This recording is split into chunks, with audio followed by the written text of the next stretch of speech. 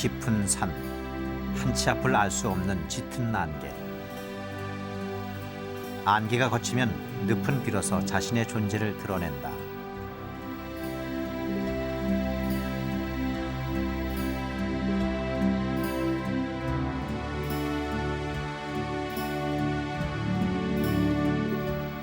일반 고산습지와 또 다른 원시 상태를 그대로 유지하고 있는 늪.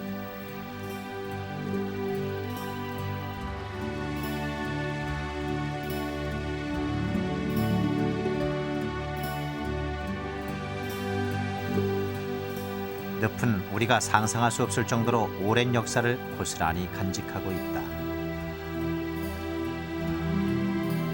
무제치 늪에는 여기서 살고 죽고 잊혀지고 묻혀져간 수많은 생명들의 치열한 삶의 기록이 담겨 있다.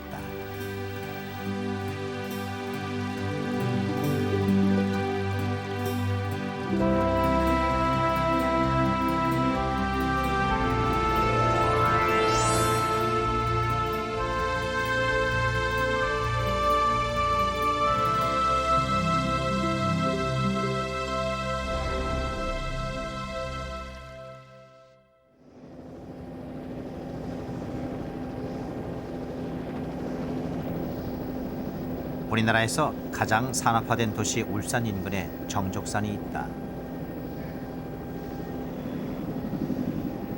그 칠부 능선에 자리 잡은 무제치 늪은 크고 작은 규모로 10여 개의 늪으로 구성되어 있다.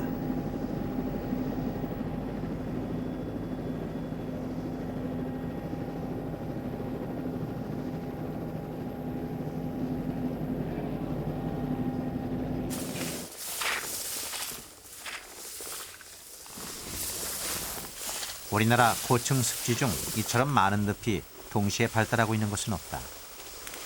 무제치 늪은 자연 강우에 의존해서 생명을 이어가는 독특한 자연 늪이다.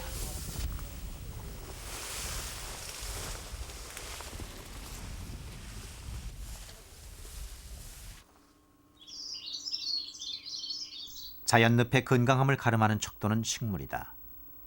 110종의 식물들이 서식하는 무제치 늪은 우리나라 습지 식물의 보고다.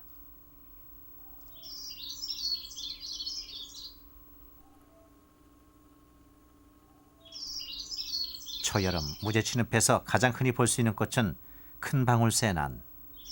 습지에서만 볼 수 있는 여러 해살이 풀로 키는 30cm 정도다.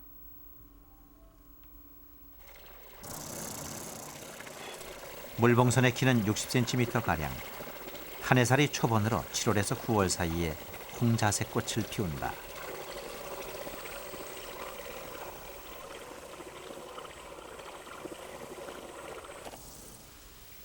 (80cm의) 키 큰 하늘나리 역시 여름부터 초가을에 걸쳐 꽃 피우는 백합과의 여러 해살이 식물이다.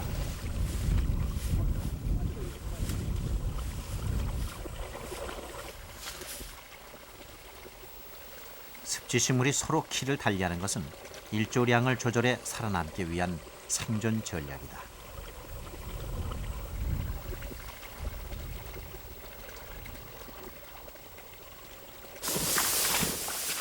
무제치 늪 중 가장 규모가 크고 습지 생태가 발달된 제1늪.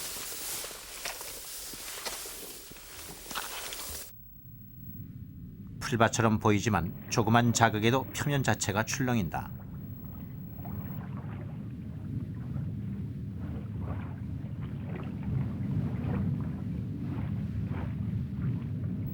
표면의 출렁임, 이것이 무제치 늪의 첫 번째 신비다.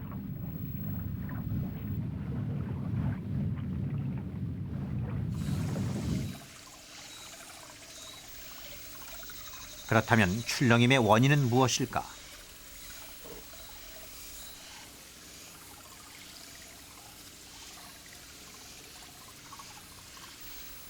늪 표면을 메우고 있는 진퍼릿의 군락에 그 신비를 풀 수 있는 단서가 들어있다. 벽과 식물 진퍼릿에는 고층 습지에서만 볼 수 있는 독특한 생명 시스템을 만들어낸다.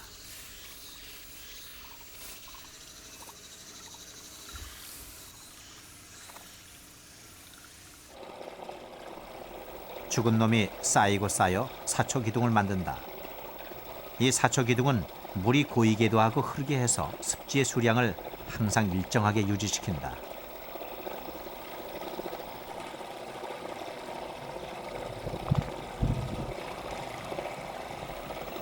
출렁임의 비밀은 바로 여기에 있었다. 비밀은 물이었다.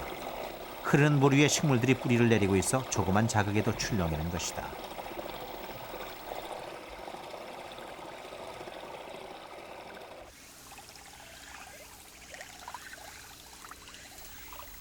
습지의 생명 시스템을 유지하는 또 다른 장치는 바로 물리끼 군락이다.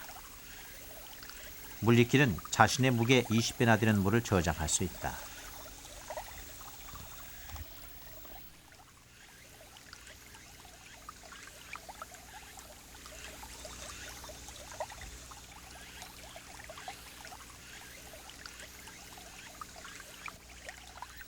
현미경으로 들여다보면 물리끼 몸체에 달려있는 수많은 물주머니를 볼 수 있다.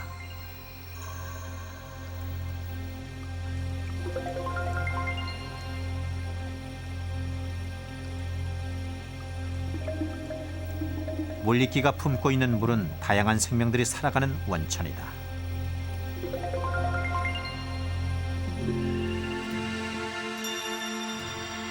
쥐조류와 유광류는 물리끼를 터전 삼아 살아가는 원생동물.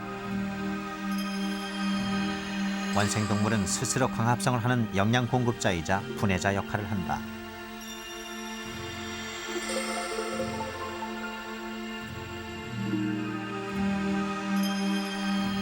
이들은 무제취늪 먹이사슬의 최하위 구조로 다른 생명의 먹이가 되기도 한다.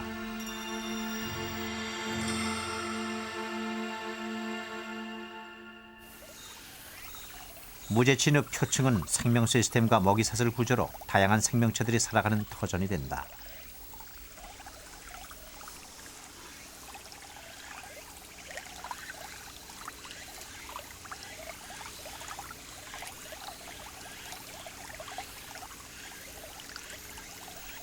무제취늪에서 관찰된 곤충은 무려 197종.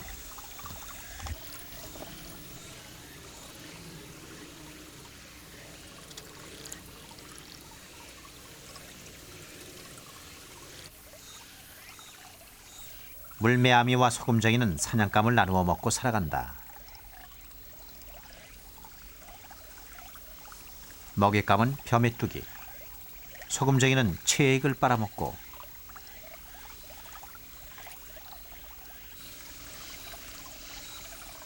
나머지는 물매아미의 몫이다. 무제취늪 생명체들은 이처럼 먹이 습성을 달리함으로써 제한된 공간에서 효율적으로 공생한다.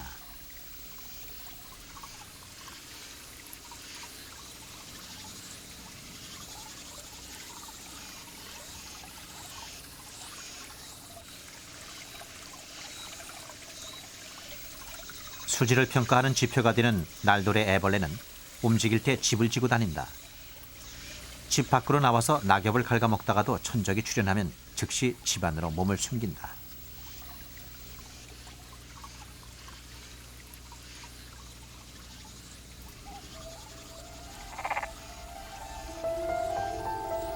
무제취 늪에서는 희귀종 큰 물자라의 생태를 관찰할 수 있다. 80여 개나 되는 알을 쥐고 다니며 새끼를 부화시키는 것은 수컷의 몫이다.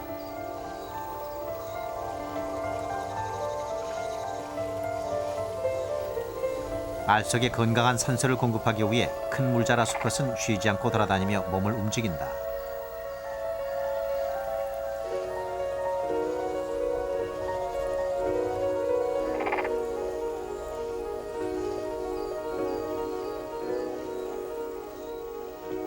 (6월) 중순, 수컷은 안전한 은신처를 찾아 부화를 시도한다.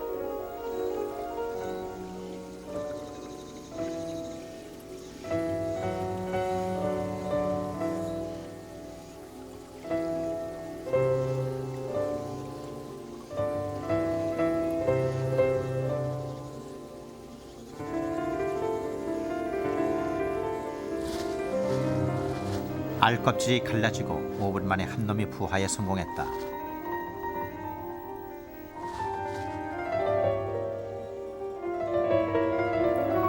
세상 밖으로 나온 이상 환경에 빠르게 적응하는 놈만이 살아남는다.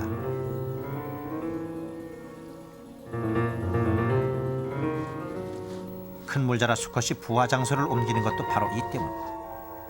새끼들의 생존율을 높이기 위해 안전한 장소를 찾아 옮겨 다니며 하루에 몇 마리씩 새끼들을 부화시킨다.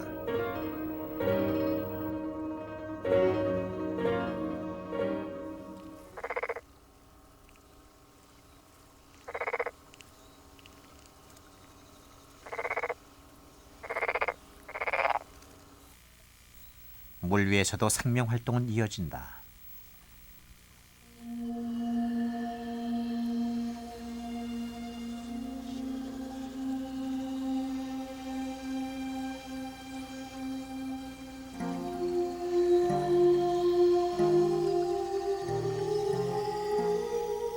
연체동물인 산민달팽이는 몸집의 크기가 10cm 정도.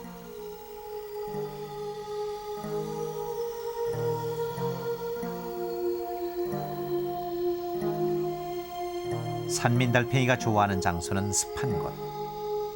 암수 동체지만 여느 녀석들과 마찬가지로 짝짓기를 통해 번식한다.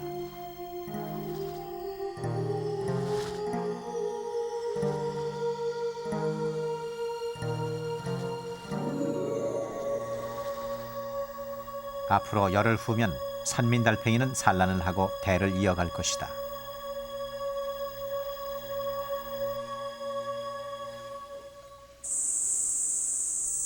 짝을 만나 잉태하고 산란하고 새로운 생명의 탄생으로 에너지가 충만한 무제치 늪.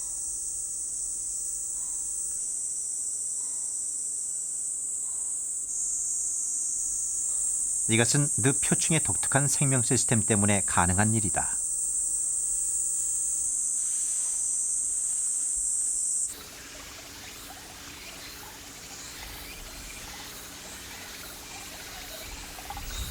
무제치늪의 또 다른 신비는 습지에서만 볼 수 있는 독특한 토양에 들어있다. 집중호우로 침식되어 드러난 토양의 단면을 자세히 살펴봤다. 일반 토양과는 달리 검은색이다. 식물들의 뿌리 외에는 육안으로 관찰되는 살아있는 생명체는 없다. 부드러운 촉감의 물질.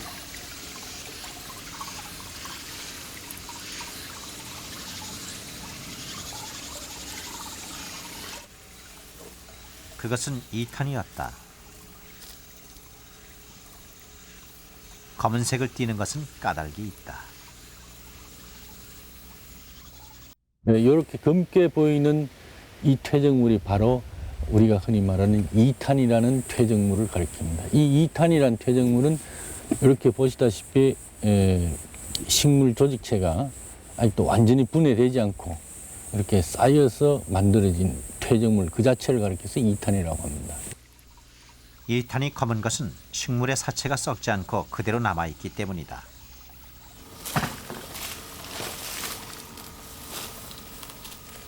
정족산의 산지 토양과 비교해보기로 했다. 낙엽층을 걷어내자마자 카메라에 포착된 토양 생태계의 청소부는 진해였다.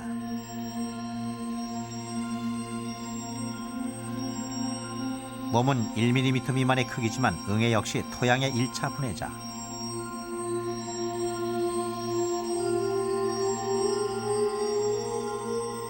이처럼 산지 토양에는 수많은 분해자들이 왕성하게 활동하고 있는 것으로 관찰됐다.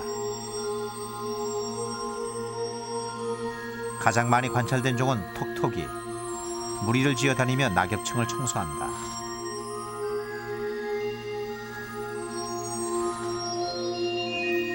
일반 토양은 이런 소동물들에 의해 유기물질이 분해되어 새로운 영양소로 전환되고 생태계의 순환이 이루어진다. 그리고 일반 토양은 그렇게 건강성을 이어간다.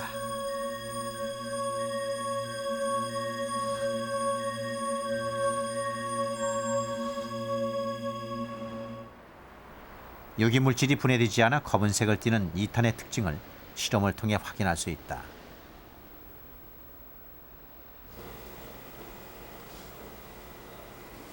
강산성 용액에 이탄과 산지 토양을 넣어보기로 했다.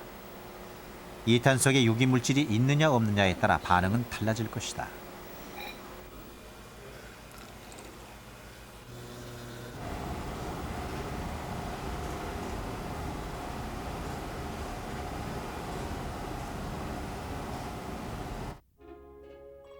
5시간 후 일반 토양은 변화가 없었지만 이탄은 옅은 포도주색으로 바뀌었다. 유기물질이 녹는 현상이다. 12시간이 경과하자 이탄은 짙은 포도주색이 됐다. 이탄이 썩지 않은 유기물질 덩어리라는 증거다.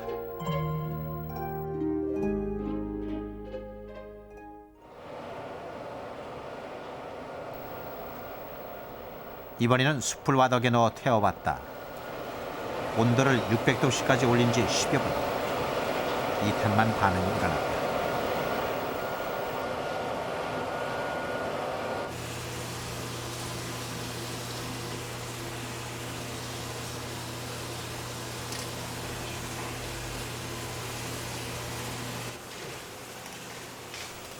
유기물질이 없는 일반 토양은 타지 않았지만 유기물질 덩어리인 이탄은 속까지 완전히 연소됐다.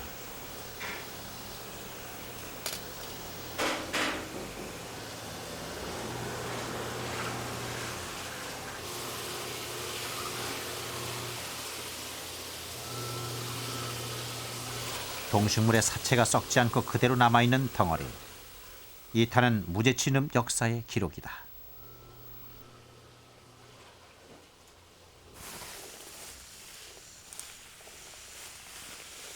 그렇다면 무제치늪은 얼마나 오래된 역사를 갖고 있는 것일까?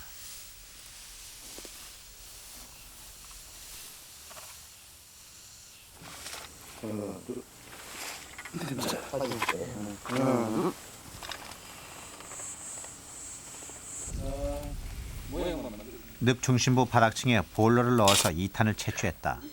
최고 깊이는 120cm.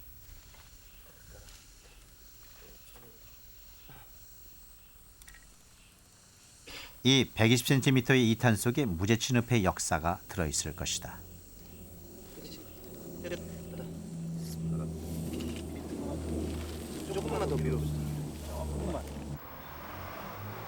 서울대학교 방석환 가속기 연구소에서 무제치늪 이탄의 생성 연도를 분석하기로 했다. 방사선 탄소 동위원소를 이용하면 연대 측정이 가능하다. 가속기 질량 분석 시스템의 정확도는 99%. 극소량의 탄소 동위원소만 있어도 정확한 연대를 알 수 있다.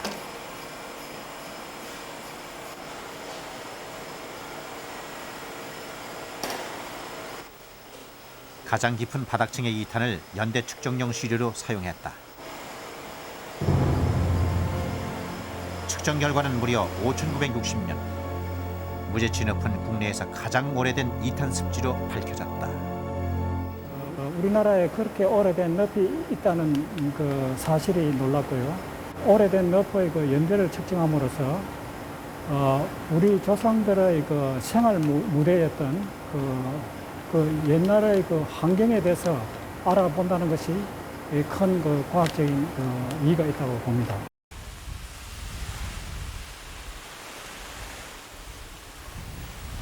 무제치늪은 지난 6천년 동안의 환경 변화를 고스란히 기록해왔다.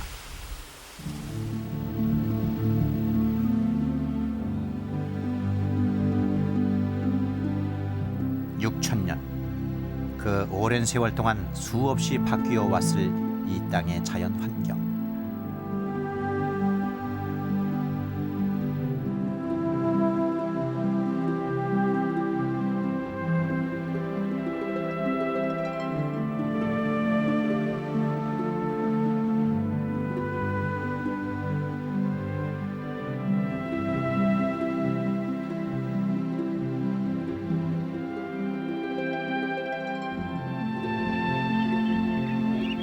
무제치늪은 서로가 서로에게 생명을 주며 살아온 그들의 세계를 그대로 저장하고 있다.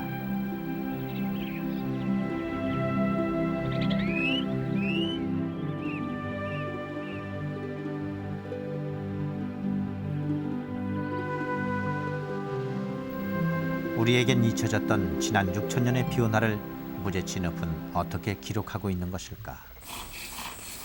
육안으로도 이탄이 기록하고 있는 자연의 변화를 확인할 수 있다. 이탄에서 발견된 세 개의 모래층. 모래층이 형성되어 있는 부분은 가장 아래층과 중간층, 그리고 최상단이었다.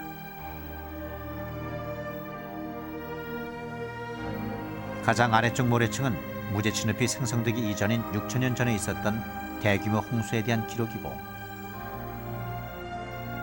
중간의 모래층은 늪이 생성된 이후에도 대규모의 홍수가 있었음을 의미한다. 최상단은 최근 인위적으로 유입된 토사층. 이탈은 이렇듯 홍수뿐만 아니라 환경 변화까지도 기록하고 있다. 이탄 속에 또 다른 비밀은 없는 것일까? 이탄의 유기물질을 강산에 용해시킨 다음 염화 아연용액에 넣어봤다. 어떤 물질이 떠올랐다. 무엇일까?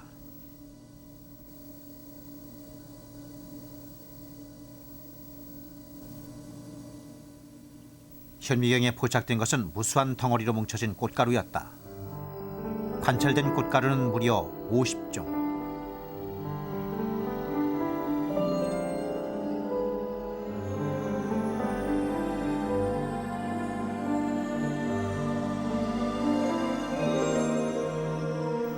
놀랍게도 꽃가루는 원형을 그대로 유지하고 있다.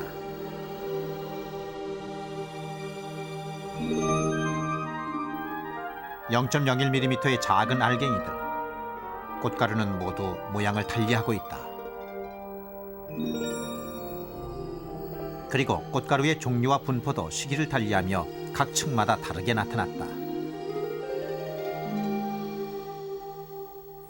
지나간 몇 천 년 동안의 늪을 중심으로 일어났던 모든 자연 환경의 변화 과정을 매일매일 이렇게 그대로 기록하고 그 사실을 저장하고 있다는데, 우리가 늪의 중요성을 다시 한번 재평가할 수 있는 거죠. 그렇다면 꽃가루는 어떻게 원형을 유지해온 것일까? 비결은 꽃가루 껍질에 있었다. 껍질을 구성하는 물질은 스포로폴렌인이다. 스포로폴렌인은 어떤 화학물질을 가해도 변하지 않는 복합물질로 내부의 생식세포를 안전하게 보호한다. 오랜 시간이 지나면 생식세포는 소멸된다. 그러나 껍질은 그대로 남아 자신의 역사를 기록하게 되는 것이다.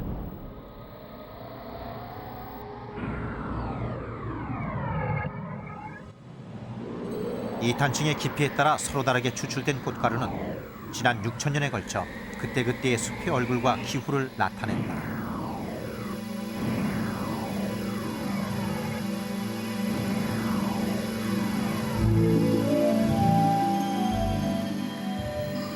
이탄층의 가장 바닥층에서 나온 꽃가루는 90% 이상이 습지식물인 오리나무 꽃가루였다. 이것은 당시 이곳이 강수량이 풍부한 과습한 기후였다는 뜻이다.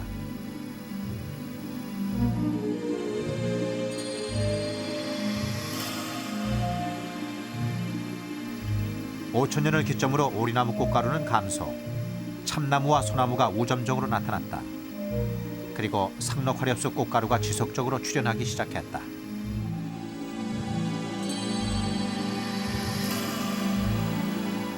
참나무와 소나무의 증가는 온난 건조한 기후로 바뀌었음을 의미한다. 가시나무와 구실잣밤나무와 같은 상록화렵수가 이 땅에 출현한 것은 이 시기 5,000년 전이었다.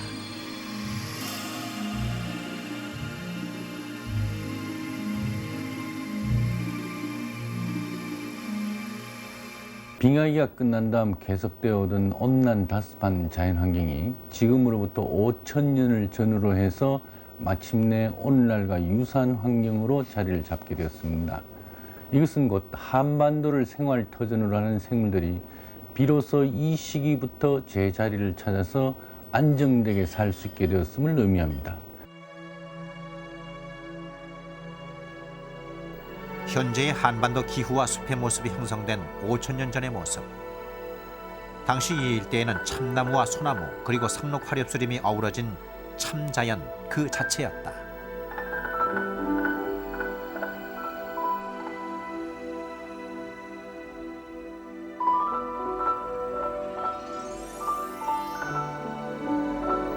그곳에서 수많은 나무들이 대를 잇기 위해 꽃가루를 터뜨리며 생명을 이어왔다. 그들 중 일부는 새로운 생명으로 이어졌고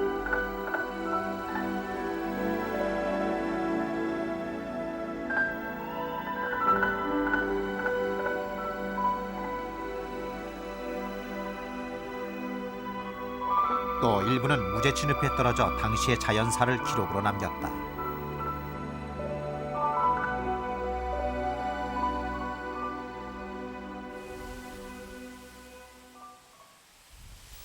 지금의 무제 진흙은 그 역사의 기록이다. 그렇다면 지금 숲의 식생은 이탄이 기록하고 있는 식생 그대로 남아있을까?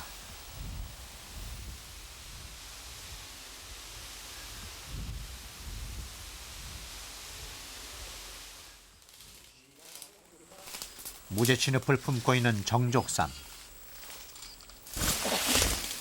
계명대학 보전생태연구진과 함께 정족산 일대의 식생 조사에 착수했다. H의 노린재, H의 정밀의 덩굴,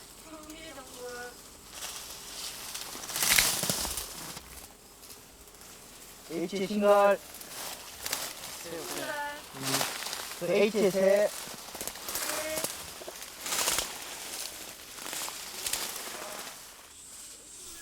여섯 차례에 걸쳐 조사한 결과 숲의 우점종은 참나무와 소나무였다. 가장 키 큰 층에 참나무 종류들이 쫙 있는 걸 알 수 있습니다. 이것이 신갈나무. 그러나 상록화렵수는 단 한 그루도 찾아볼 수 없었다. 꽃며느리 밥풀과 이 삽주는 대표적으로 산불이 난 지역에 2차적으로 숲바닥에 나타나는 식물종이 바로 삽주와 꽃며느리 밥풀입니다.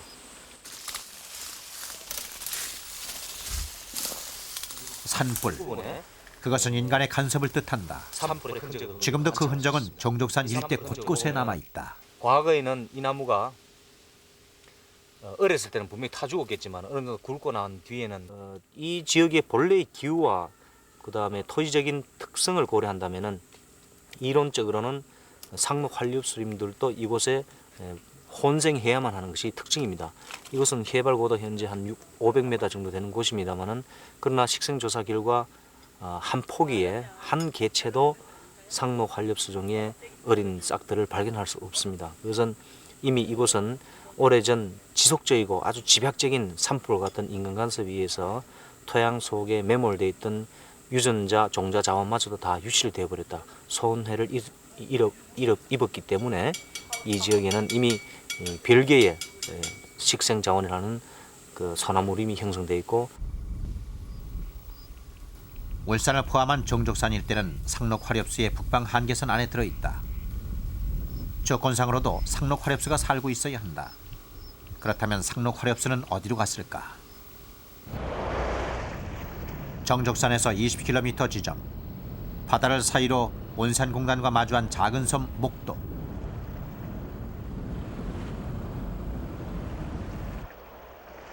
육지의 자연숲에서 사라진 상록화렵수가 바로 이 섬에 있었다. 우점종은 후박나무와 동백나무, 햇빛을 향해 여러 갈래로 뻗어나간 줄기와 무성한 나뭇잎. 목도의 상록화렵수는 건강한 모습이다. 그러나 가시나무와 구실잣밥나무는 없다. 이곳에도 상록화렵수의 극히 일부만 남아있을 뿐이다.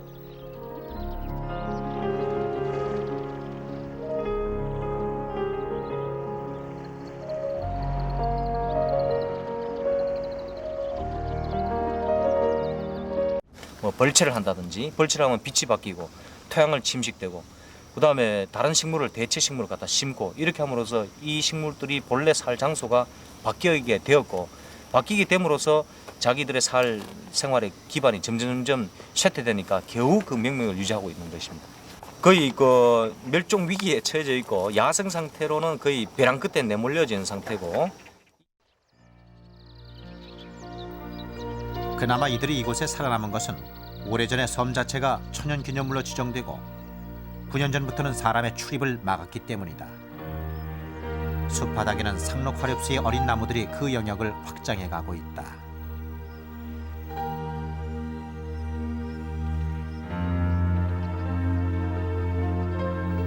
이제 작은 섬까지 밀려나 겨우 명맥만 유지하고 있는 천연 상록 화렵수림. 그것은 무제치늪이 우리에게 보내는 경고의 메시지다.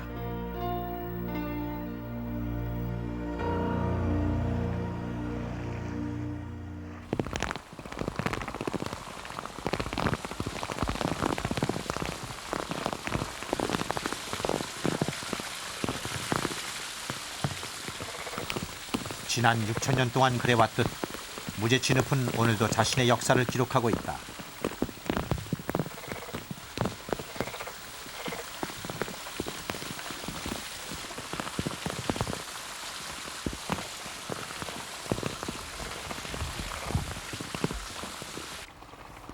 가을을 재촉하는 비가 내리자 무제치늪 생태계는 또 다른 활기를 띈다.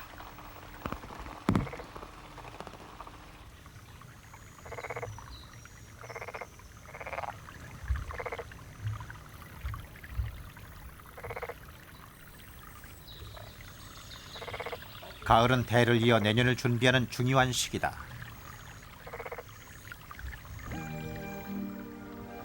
꽃은 곤충에게 꿀을 주고 대를 이을 수분을 한다. 가장 먼저 곤충을 유혹하는 것은 숫잠대. 키가 1m에 달한다. 가는 오이풀 역시 수분을 위해 벌을 불러들였다.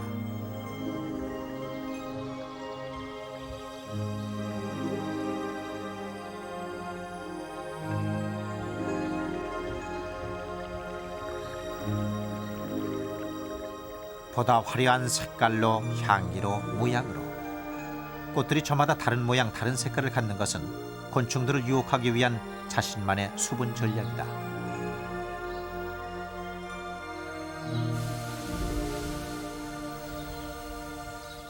산부추의 수분 전략은 붉은 자줏빛의 강렬한 색깔이다.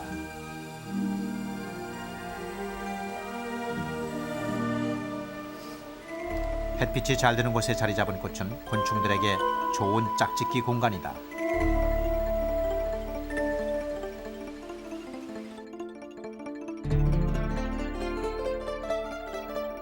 비행성이 낮아 다른 곤충의 먹잇감이 되는 환경부 보호 중인 꼬마 잠자리도 무제치늪에서는 안정적으로 서식하고 있다.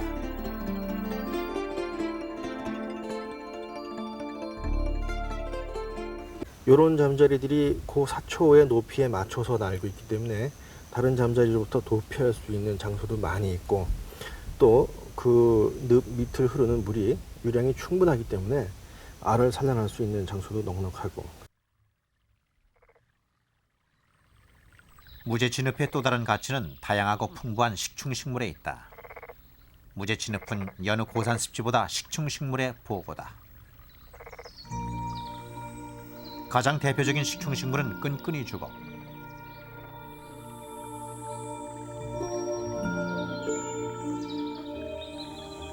습지의 건조한 곳에 서식하는 끈끈이 주걱은 잎에 달린 수많은 벌레잡이 기관에서 달콤하고 끈끈한 점액을 뿜어 작은 곤충을 유혹한다.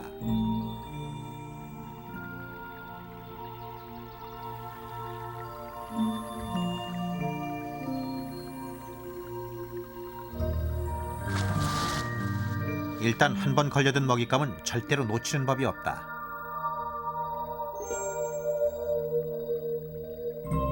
끈끈이 주걱은 소화 효소를 분비해서 먹잇감을 흡수한다.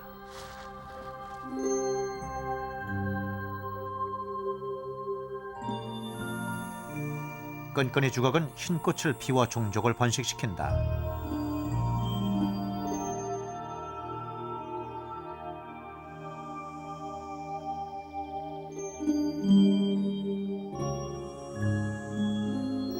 무제치늪에서 가장 왕성한 세력을 구축하고 있는 식충식물은 통발과의 땅귀개와 이삭귀개. 이들은 많은 개체들이 모여 늪 곳곳에 군락을 이룬다. 이삭귀개 꽃의 크기는 2mm 내외. 육안으로는 쉽게 관찰할 수 없는 크기다. 노란색 꽃을 피우는 땅귀개.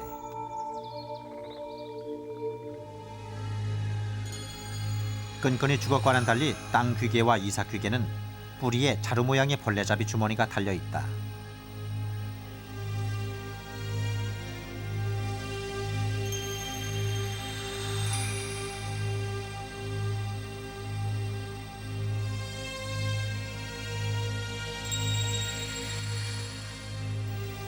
현미경으로 관찰해봤다.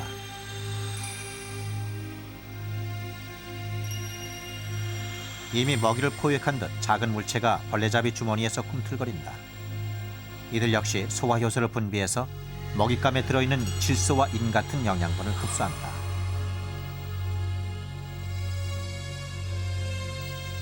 학계에 보고된 우리나라 식충식물은 모두 8종. 그중 3종이 무제취늪에 서식하고 있다.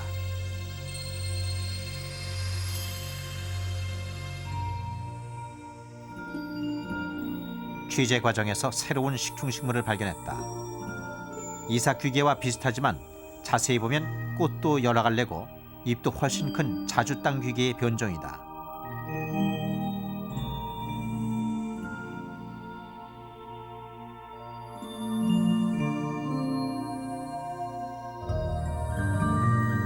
뿌리에 있는 벌레잡이 주머니도 육안으로 관찰할 수 있을 정도로 크다.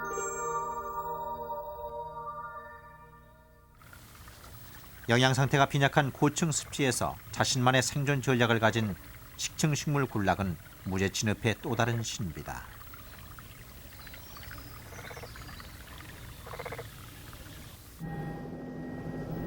최근 몇 년 사이 무제취늪은 지난 6천년의 변화보다 더 많은 변화를 겪고 있다. 늪으로 이어지는 숲속 곳곳에 도로가 만들어졌다.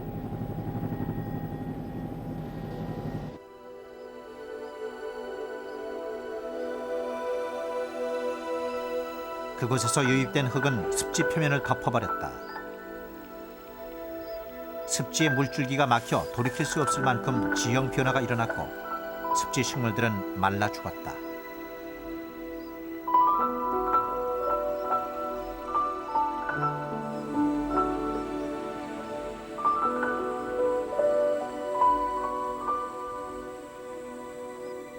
늪의 생명장치인 식물 카페트마저 곳곳에서 파괴되고 있다.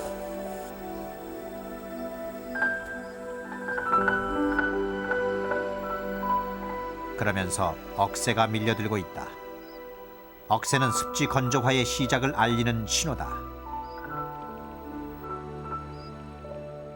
억새가 따라서 침투하게 되면은 저 뒤에 있다시피 쌀이가 뒤따라서 들어옵니다. 쌀이가 아주 건조한 지역에 그리고 가끔 가다가 척박하거나 아니면 산불의 영향으로 그 증거가 되는 식물이 쌀이가 뒤따라 들어오고 쌀이가 뒤따라 들어오고 나면은 바로 이와 같은 털 진달래 보다 건조한 지역을 좋아하는 털 진달래 식물들이 침투하게 되고 털 진달래 식물들이 따라 들어오게 되면은 그 뒤에 이와 같이 소나무가 다시 뒤따라서 침투하게 됩니다. 이 소나무가 침투해서 어느 정도 육화가 되고 나면은 뒤에 보이다시피 큰 졸참나무나 떡갈나무 같은 참나무 종류들이 다시 들어와서 하나의 산지성 그 산림으로 형성되지 습지의 식성은 완전히 변질을 해버리는 결과를 낳게 되죠.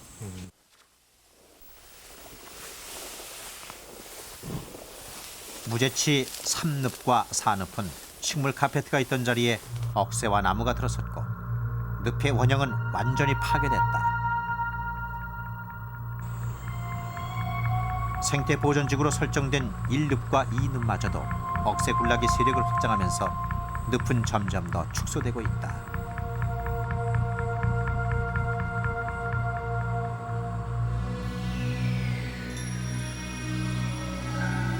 희귀한 고층 습지 생물들의 보고이자 다양한 종들의 저장 창고 무제취 늪. 무제취 늪은 지난 6천년 동안 인간 간섭을 비롯한 자연 환경 변화를 그대로 기억해왔다. 그리고 몇 천 년 후 다시 무제취 늪은 지금 우리가 한 일을 기억해낼 것이다.